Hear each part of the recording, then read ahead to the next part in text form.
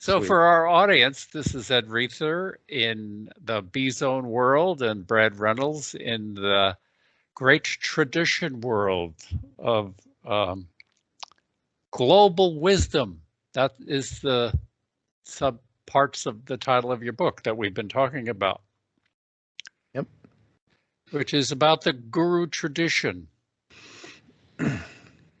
And so I want to do a little disclaimer here because I'm looking at two books behind on your right hand shoulder. One is your book, and one is from Adidam. So I want to make maybe you could clarify. Well, I would like to clarify. Who are you representing when you speak of this? You know, and I make that clear in my book too. I am not an official representative of Adidam. You know, I am a longtime devotee of Adida, and I do have a formal relationship, but I am not a representative. So the opinions that I'm giving are my opinions that arose out of my own scholarship. So I encourage everybody not to take my word for it. But if you want to, you know, discover who Adida is, you should approach Adidam directly, which of course you can find gateways on the internet to do. From the American point of view, that's a very odd and strange topic. Recently introduced about 50 or 60 years ago with some scoundrels and outlaws and pedophiles, and it seems to have seems to have. We're not talking Catholics here, bro. Well, there's a lot of stuff that has gone on under the name or the auspices of gurus. So I guess I would like to just put a little challenge or a question to you. Why does one need a guru? Well, the Beatles had one. That's reason enough right there. Well, let's just, maybe we should qualify it, because gurus are not necessarily spiritual masters. There's also teachers that are gurus. Well, that's you know, that's the difference between a capital G guru and a small g guru. In the West, the word guru is often associated with you know, an expert in a certain area. So you have sports guru or marketing guru, so you can gain some knowledge. But that isn't how it's traditionally used. In the East, it is a word from Sanskrit that means one who eliminates the darkness, so brings the light. So actually, you're really speaking of the Satguru. You're speaking about a true spiritual master. You're speaking about the highest sense of that term. And you're also speaking it in global terms. You're not speaking about local teachers in universities or local ashrams. You're speaking about a global tradition here. You're speaking in wide arena here. You're speaking about the world and having one focus of that as a world teacher, I would gathering. Well, the guru is a function of spiritual development. That's their purpose, is to help somebody evolve spiritually. And so a guru, to be authentic and to be qualified, has to be spiritually evolved, and preferably to be enlightened, which means transparent to God realization and is aware of the truth of the universe. And the only way you can do that is not be just intellectually astute, but to have realized this condition and state of God awareness for yourself. So you can test your guru. You know, in fact, I highly recommend that everybody do test their guru. The Buddha, for example, in the Hinayana traditions, you know, challenges everybody to use doubt, to doubt the teaching, to doubt their master or their possible potential master until the master has proven the authenticity of what they're teaching. So you need to go into a consideration phase. what Advaita calls a listening phase of understanding what the teaching is about and how that applies to your life. Does it apply to your life, for example? One of Advaita's emphasis is on what he calls radical understanding. And that is understanding that the sense of being a separate I and ego, what's called the ego, right, is actually a contraction away from our natural condition of happiness and love. And that's a very useful thing to understand. It's similar to the Buddhist saying life is dukkha, or life is suffering. Until you really realize that life is not being fulfilled in the conventional world, and with the regular activities that most people are engaged in. Sports are great, but sports ultimately aren't the truth of life, for example. Even art can fall short of making a person perfectly happy. Only divine realization, according to all the religious traditions, can fulfill that for a person. So, my book is emphasizing that this has been going on for thousands of years in every century, in every culture. And certain people, through the grace of God, through good karma, whatever, certain people awaken. But all those spiritual masters had their own spiritual masters too. That is an important thing that I emphasize in my book, is there is a lineage. So every spiritual master went to their spiritual master. Even Jesus, for example. There's a whole train of thought and proof that Jesus went to India before he came back to the Middle East and started teaching, when he was 30 years old, the missing years of Jesus. So, and he had a relationship to John the Baptist too. So you can find evidence in every spiritual tradition of a spiritual master having their own guru. And then they go through the developmental process for themselves that they expect us then to go through. And so it is to our advantage to test who we think might want to be our guru. I want to ask you a question about the word, because you use it quite frequently, the term God, because one of the things that I was associated with and was very popular was Buddhism. And Buddhists do not believe in a God, but yet they do have a guru tradition.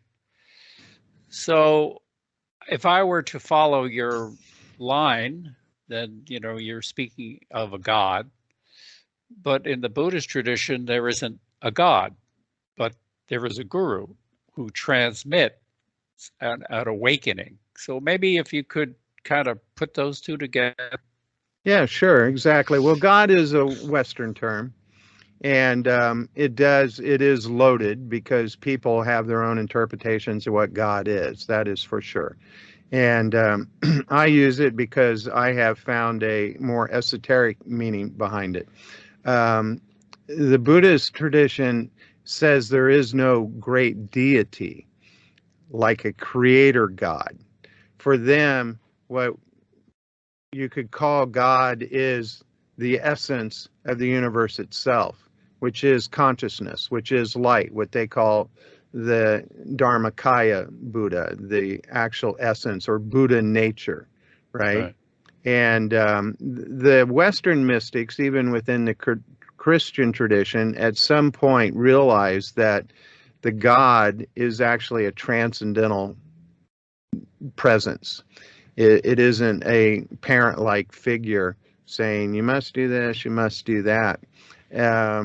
So that's why enlightenment is also kind of a term that gets misused. So there are many different interpretations, as you are pointing to, and that is difficult. My own, being a Westerner, my relationship with God was part of what fueled my spiritual life. I wanted to know, what is God really, And there is a personal aspect to the divine, so you can relate to it as a deity if you so choose, but ultimately find out that it's the source and the condition of the entire universe, including your own being.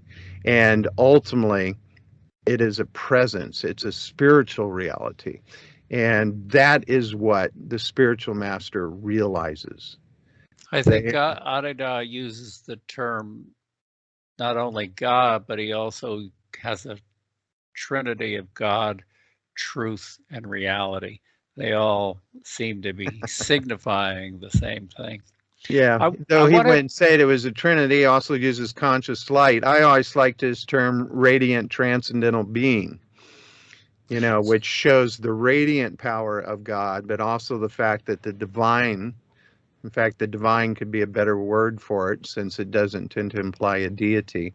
Well, it does have a sense of God, but let me just move over because I want to introduce the listeners to a video, a little 5-minute video that you put together on the chapter, I believe is chapter 23 of your book. Yes, that's correct. Right. It's a reading of the first 3 or 4 paragraphs. Right. And so the title of it, which is another question because it says Guru Adepts. And agency, the agency of Guru Adepts, right? Of Guru Adepts, agencies for enlightenment. Because that's what a guru can do. A guru can be transparent to the divine condition. And that's why it's important to establish a relationship with them, because they will help make the divine condition transparent to you, to every person who engages in that type of discipline and practice. Right. Yeah, so you can test your master. The master, the guru will also be very conversant with the tradition that they have appear in. So they know the spiritual teachings of the past and can usually clarify them in a way that the common scholar or intellectual cannot do, because they have actually realized the condition that the spiritual scriptures are talking about. And that's one of the ways you can test the authenticity of a spiritual master. For example, Ramana Maharshi excelled at that, being able to elucidate what the Upanishads and what the teachings of the Vedas were really about. And Advaita is excellent at that as well. Any real spiritual master can tell you about the spiritual teachings that are fresh and enlivening. Jesus did the same thing, clarified the Old Testament really meant. Yeah, I guess what you're telling me just now is that they've embodied the teaching. That's right. The teaching is actually coming forth in a spiritual radiance that actually has a certain capacity to awaken that free condition, if you will. That's right. In the devotee or the person who is. It's almost like physics. It's a vibratory reality that we live in. We live in a state of energy, as even science confirms. So all this solid matter is actually light energy and patterns of energy. So states of consciousness can be transmitted by advanced yogis and enlightened masters. And this is their great advantage. There's 2 main functions to a guru. One is to give you practical disciplines, and such as how to eat, good diet, exercise conditions, how to live a good life. For example, the Buddha's 8-fold paths would talk about how you must first have a right view, right intentions, right speech, right conduct, and right livelihood, right? So you have to do the fundamentals first before you are prepared to do the esoteric practices such as meditation and understanding or even having deep conversations of what God is. So that is the second function of the spiritual master, is a spiritual one, right? And you also spoke in that video about self-understanding, which is part of what you termed earlier, the listening part of the discipline that the uh, the student or the devotee, however you want to term, um, the individual who's associating himself or herself with a guru. Could you speak a little bit what that term means, self-understanding? Well, radical understanding, the word itself is understanding as Advaita uses it, and that is to understand that the self activity is a contraction on the field of divine radiance itself. You know, he uses the gesture of the fist a lot of times. So we are involved in an activity. The ego is not an entity. A lot of times people, we think, you know, we live inside our brain or whatever, right? And we think there's something permanent there. That was another thing that Buddhism really dismisses. There is no permanent self inside. That's an illusion. And the illusion's created by the activity of this contraction. And once a person understands that we are creating the contraction ourselves, we can release it instead of seeking for something outside of ourselves to make us happy. Right? Well, you mentioned Buddhism because this is a key point when I study Advaita, because the Buddhist, of course, no self is one of the three marks of being. But right. When I look into the teachings of the Buddha or Buddhism and whatever the Mahayana, whatever, Tibetan even, is that they associate the ego with the mind, and there's little mind, big mind. But Advaita has much more of a bodily sense, or actually more encompassing notion of the self-contraction. Is a very different understanding, although on the conceptual level, oh yeah, no self, no self. But the understanding that Advaita has seems to be much, much more depthful than, let's say, the Buddhists' notion of the illusion of the self. Well, I think what you're pointing to is the fact that Buddhism itself evolved its understanding in moving from Hinayana to Mahayana to Vajrayana. Because Vajrayana is kind of considered the completion of the turning of the Dharma wheel. And so that involves Tantra. And Tantra is about recognizing that the divine condition or Buddha nature is embodied in reality.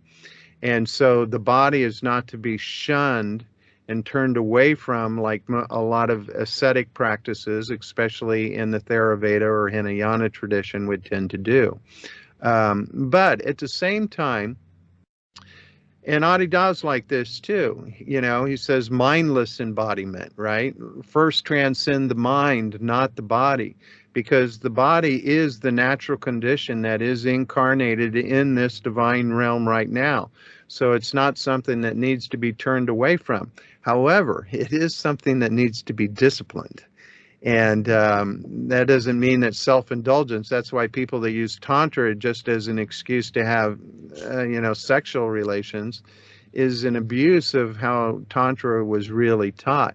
Right. So the Tantra practitioner, even though he'll use a consort and will use, a lover to help evoke feelings of bliss, only does it occasionally, and whereas the rest of their life is a very disciplined life, and one in which meditation is the foundation. And so then when you engage in bodily activities like that, even drinking wine or, having ritual enhancements, then the experience is one based upon a sadhana, a disciplined lifestyle. Mm-hmm. And Advaita certainly recommends that as well. He's to become a student of Adidam You have to live a very disciplined life, at least as your practice advances. Well, it's really, well, I don't want to get too much into Buddhism, but when you're mentioning the Hinayana, Mahayana, and Vajrayana development, if you will, of the Buddhist teaching, Adida had a book called Nirvana Sara, and during that period of time, and even but until today, there is another term for the way in which he reveals, and that's Advaitayana Buddhism, right? Which is almost like a fourth turn of the wheel, so to speak, from a Buddhist point. I think it very much is. In fact, Advaita, is Advaita Vedanta combined with a yana or vehicle as a form of recognizing the similarity between the traditions of Advaita Vedanta and Buddhism, that they are actually pointing to the same enlightened state. And so he has come to clarify that for people. And Nirvana Sara, that's a very difficult book. It took me about 30 years to, finally break through with it, constant study.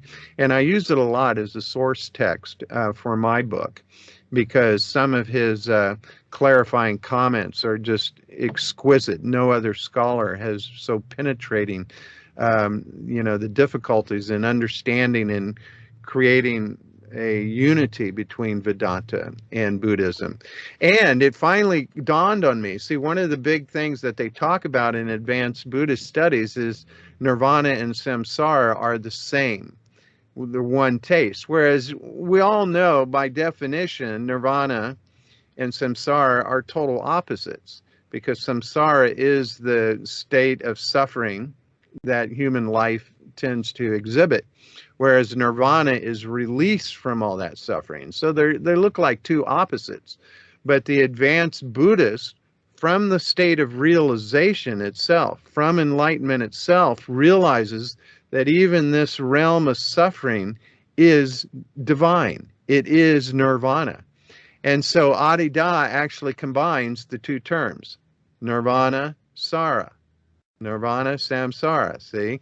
So that he is once again showing a non-dual state of awareness in which there's no need to shun the physical material world as being anything less than the divine condition itself. And this is really the joke, kind of the inside joke that realizers get. Is like, oh, there's no separation. My own heart is God. And how beautiful is that once you can really realize it and live from that point of view? Well, this is good to speak of Buddhism, because I'm also looking at the book that's on your right shoulder there. And your book really does bring together the global wisdom, brings together Buddhism, brings together God and Christianity, brings together Judaism, brings together these Islam and the Sufi, whatever, the world's tradition, because of this time, right? Because up until recently, all these religions held their own domain. And now today's world, those domains are now brought into one global world. We're living now that science and technology has broken down the barriers of these separate identities and cultures, and even nation states are developing a sense of global connectedness. And that's really what your book really is pointing to, that this is a new moment. This is a fifth world. This is a turning of the fifth dharmic wheel, as I'm just going to point to here. Sure. Yeah. Well, that's part of what we need to deal with, is how to create a world circumstance, political and otherwise, in which all the different world religions and points of view are honored and tolerated.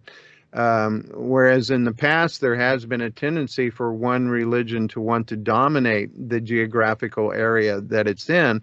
And a lot of that was caused by the political circumstances of kings and rulers and these type of things. You know, we all know that Jerusalem, for example, has been fought over with horrible, deadly battles between the Islamic forces and Christian forces. Still to this day.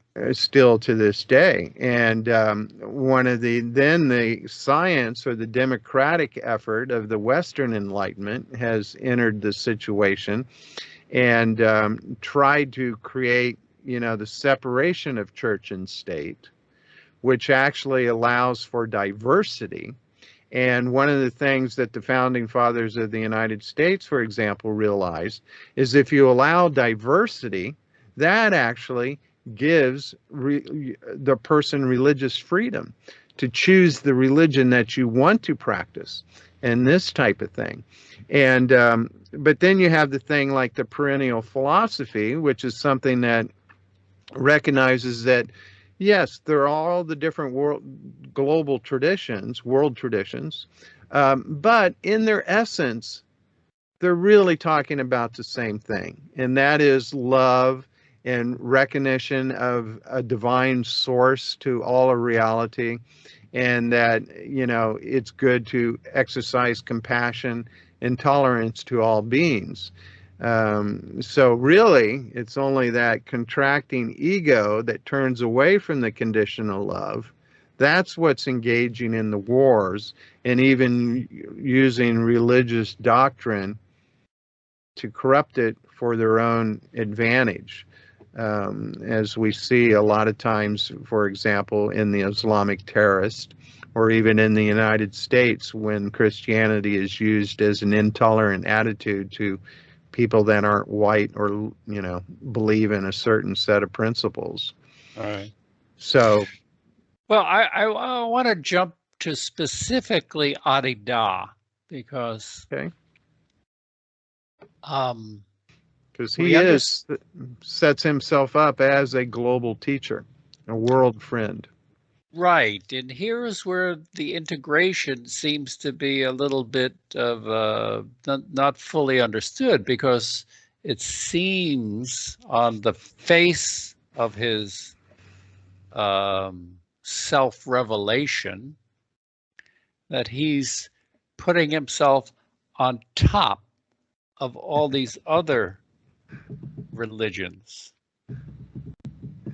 Well, I wouldn't say that is true. Maybe deeper. No, he's really all-embracing is basically what it is. And he is the first enlightened master of his status that has appeared in the West. All the other adepts are Easterners for the most part. I mean, even Jesus was a Middle Easterner, right? He didn't come from Europe. And of course, we want to acknowledge that there is a spectrum of yogis, saints, sages that have appeared in the East and the West, the North and the South. You know, the West has had many great mystics who also teach the same condition. Adida has appeared at a time at the beginning of the third millennium, and his teaching is one that encompasses what all of the world's religions have taught, but also in a certain sense transcends it, because he just wants to cut through all of the fighting and disagreements to once again emphasize the radiant condition of divine awareness. I think I would like to talk a little bit about not only transcending these differences, but he also says that he has completed all these paths, that all of them at some point in their teaching have some limitation. And this is where you get into, and I don't want to get too much into it, the 7 stages and the 5th and the 6th and the 7th. Maybe if you could just touch a little bit on how this what is his completion of these very esoteric traditions that are still quite God-oriented and God-realized in many ways. Well, one of the ways that he looks at it and presents it is in completing the great tradition, as he says, it's not to bring attention to himself as being, better than, but more fulfilling, because his teaching of radical understanding attempts to undermine the need to seek for the divine. In other words, we are all always already realized. We're just contracting away from that realization. And that, as you probably know from studying Buddhism, is also the highest teachings of Buddhism as well. That's what Dzogchen and Zen are very much about, is that you need to realize that God already exists. It's wonderful. You must have had some experience to keep you in this path that you're on. I think at this point, that's where the guru comes in handy, because see, I have found that state that I discovered in myself is represented and embodied in somebody like Adida. And in my lifetime, Adida was the most fully enlightened being I could discover or find out about. And so I was interested in coming into his company and found that, yes, indeed, he is in that enlightened state. And when I study his teachings, they are the most clarifying teachings that I've ever come across too. And I love all the great teachings. I love Krishna and the Bhagavad Gita, and I love the Buddhist sutras. They all inform me. I love reading the four Gospels as well. But Adida has a clarity and a message, and that I just find unique. And so I have tested him, and I found that he passed the test, regardless of some of the controversy out there, that those things are distorted exaggerations of people's reactions to some of his activities. But when you actually place him within the great tradition itself, you find that he acts exactly what an enlightened master will act like. And he offers the gift of spiritual transmission or spiritual baptism. I'm with you 100%. And when you say test your spiritual master and he passed the test, I'm kind of laughing inside, because when you think that you are going to test the spiritual master, you're going to find out more about who you are than. That's right. In fact, that's how they pass the test. They actually reflect your own bullshit back to you. And you go, oh my God, I was projecting onto him my own stupid condition, right? To do. But that's also part of the beauty that I find about being a devotee of Adida, is I have the freedom to say whatever I want and to respond in the way that is true to me. And I just find that there's so much wisdom in the great tradition, and Adida encompasses all that, fulfills it, completes it, if you will, even that, I just want to share it with everybody. I just think it's, a wonderful opportunity for us all. And I'm very distressed by the state of our world.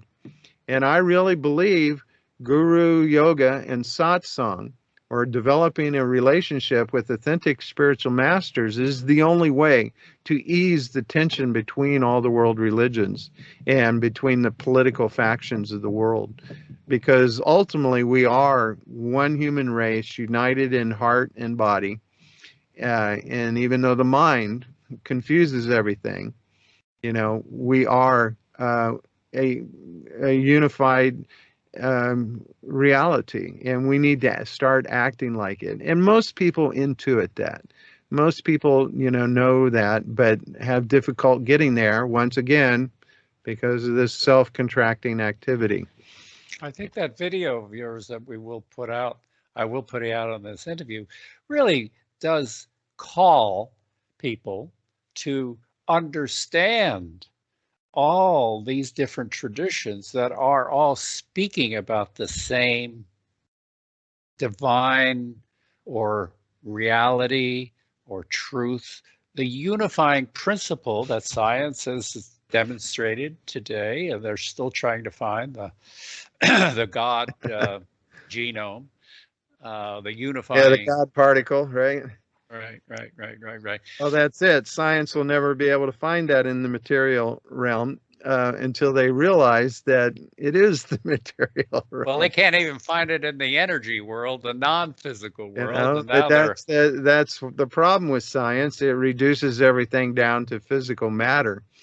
And you know, the universe is more than just physical matter. And of course the joke is matter's not really physical. It is energy, and it arises out of this vacuum or void. Well, I'm always laughing today when I go into the library here that science is really in a kind of catch-22 here, because even observing Yeah, their right. experience and their Right. You're already separated from it, you know. of of now we're speaking about spiritual life, not, I mean, there is religious life, and then we're speaking on this kind of higher transcendental Right. The plane. difference between exoteric and esoteric teachings. You know, the exoteric is the outer teachings of a religion. So those tend to involve the rituals and the beliefs or whatever. But they are the outer teachings. And so the inner teachings are the esoteric. And that's why a person ultimately needs some time to turn inward, to awaken understandings that you just don't get from your senses alone, right? But when you do, like you will, if you are a priest, you are performing rituals, you're performing ceremonies that bring you into these kinds of subtler, more refined states. You're receiving Ideally, a sacrament. You're getting a um, um, that's right. Ideally, as long as you can interpret those outer ritual forms in the symbolic way that they're intended to convey that, you well, know. they're not necessarily symbolic, because I just lived in Taos for many years, and they're doing peyote in the kivas. They're not I symbolic. thought you were talking about like churchgoers. Well, these are churchgoers. They're going into the mystical or the magical world. There's still lots of Well, traditions. that's a big difference between Christian churchgoers in the Roman Catholic Church, for example. But you're going, However, there are books out there now that are suggesting that the original Eucharist was actually a psychedelic substance. So, you know, but what does a psychedelic substance do? It makes you turn within and discover your inner workings in a way that or uh, it regular, dissolves your sense of in and out, you know. ideally. That's right. So, you know, that's a whole other form of Right. religious reality. But So all what, that can be encompassed by the true enlightened tradition.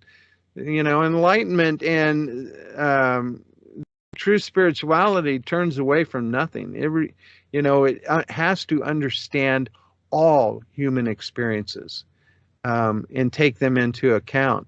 And that's one of the great beauties about discovering the truth of what our divine condition is you realize that it's all one taste, it's all one reality. And thankfully, amazingly, that one reality is bliss, it is love, it is light.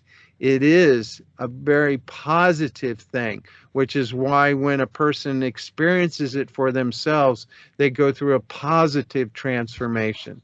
And that's why when you have an authentic relationship with a real spiritual master, you're grateful for the divine gifts that are being given to you, to the realizations that you're realizing in your own mind, in your own heart, that wow, this is the truth that I am discovering. And there's nothing greater in the world, as all the great adepts and all the religions ultimately testify.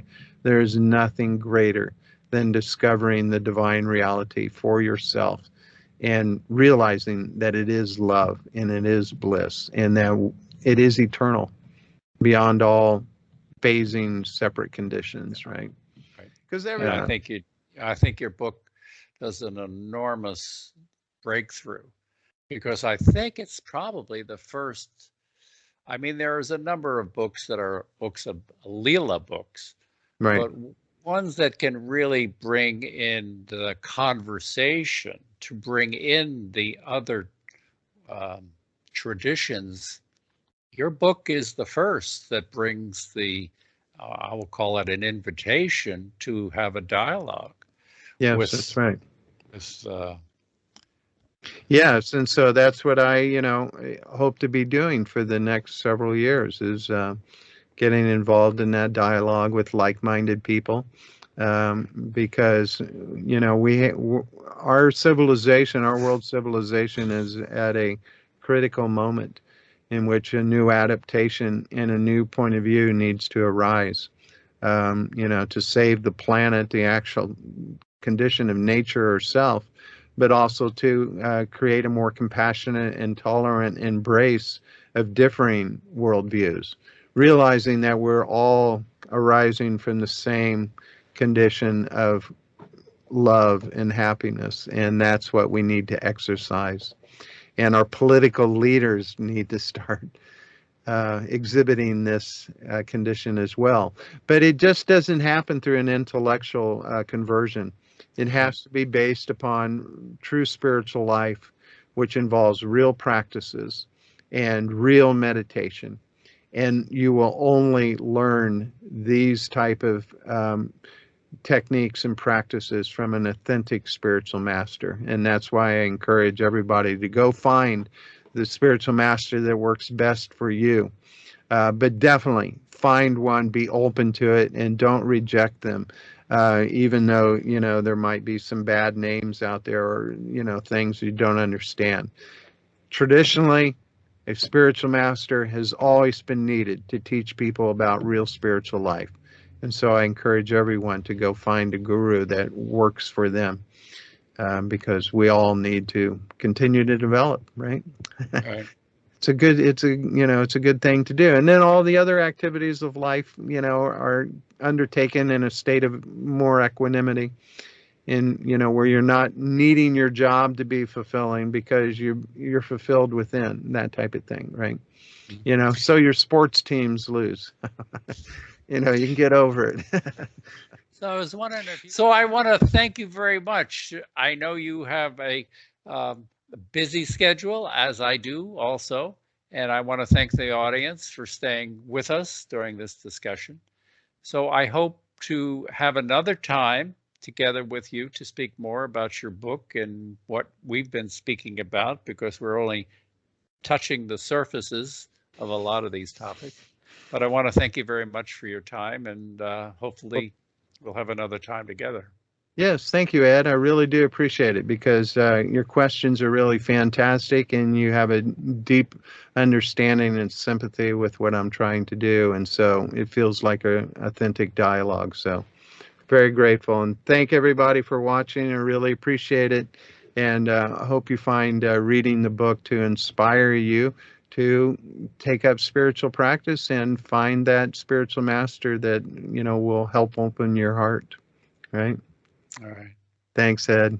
Much love. Bye. Bye.